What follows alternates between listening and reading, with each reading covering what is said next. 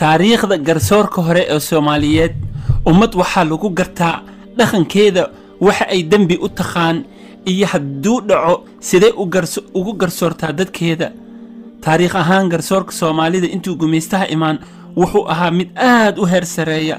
heer waxay gaartay in haddii qof lagu yiraahdo waxaan ku qabaa gogol, qofka wuxuu xoog saari jiray ayadoo aan gogosha la tagin inuu halkiisa ku xal mariyo.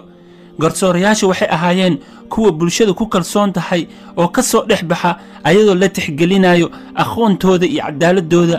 waxay ka koobnaayeen 6 xubnood: boqor caleema saaran, booni sheekh ah, baxdow deeqsi ah, birjeex geesi ah, baane gabyaa ah iyo xeerbeegto.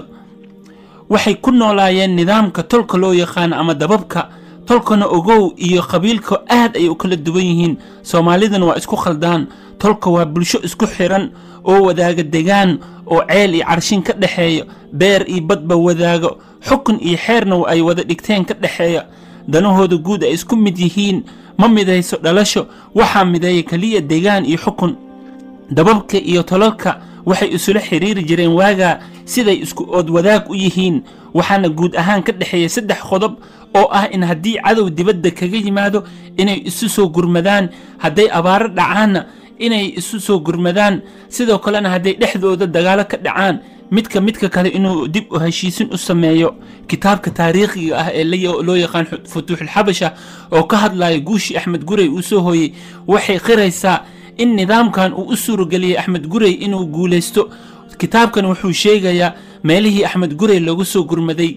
gumeystihii oo dalka yimidna nidaamkan dhibaato weyn ayuu kala kulmay oo dalka Suudaan ha ahaado ama Soomaaliya.